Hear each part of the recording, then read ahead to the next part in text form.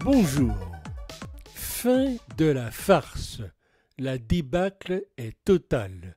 Christiane Taubira, l'ex-garde des Sceaux, ministre de la Justice, vainqueur de la primaire populaire en janvier, a acté hier son retrait de la campagne pour l'élection présidentielle.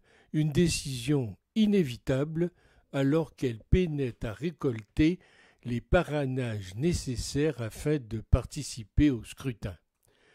François Bayrou aurait pu lui donner des signatures comme il l'a fait pour d'autres, mais il ne l'a pas fait. Au fait, monsieur Bayrou, vous ne vouliez aider que sur la droite de monsieur Macron ? Bizarre.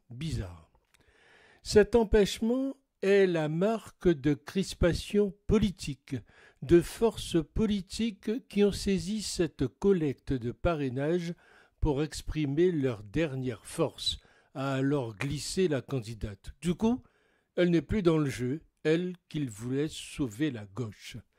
Jean Lassalle a eu ses parrainages. La ruralité est donc plus fondamentale que les propositions de Christiane Taubira pour sauver la gauche ? Apparemment, c'est clair.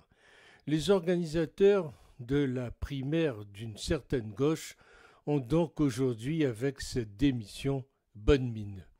Et voilà une péripétie de plus, en forme de fiasco du feuilleton de la gauche.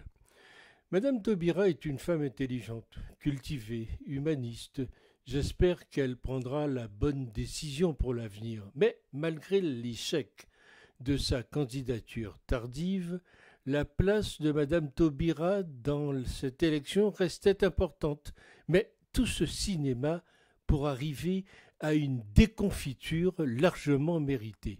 Madame, quand on veut se présenter à la magistrature suprême, on se prépare et on réfléchit à un programme électoral. Vous nous aviez fait le coup en 2002, vous recevez la douloureuse quelques années après et personne ne s'en plaint. Une fin de carrière assez pitoyable pour une femme politique qui, en d'autres temps, avait une certaine tenue.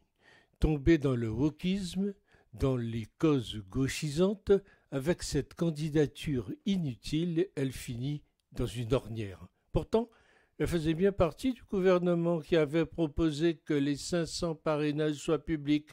Le piège s'est refermé sur elle et elle crie aujourd'hui au déni de démocratie. Car la primaire populaire a eu l'effet d'un pet de mouche. Et on nous a bassinés avec cette initiative de quelques zozos sans envergure qui se sont pris pour des cadors. Et cette pauvre Taubira qui est tombée déjà dans le panneau et s'est cru un destin national, quelle prétention bien mal placée. Je ne sais dans quel monde elle vit pour avoir pensé être attendue par les Français. Ce n'est pas possible. Elle doit avoir une cour de courtisans qui lui passe la brosse à reluire en permanence. La vérité est tout autre. Elle n'a pas laissé que de bons souvenirs. Il y a plein de sujets qu'elle ne connaît pas. Elle n'est en aucune façon nécessaire au débat national. Comment, avec de tels handicaps, ose-t-on se lancer dans une course présidentielle ? L'ego ne connaît pas de limite. Et il y a un moment où il faut savoir refermer la boîte à bêtises.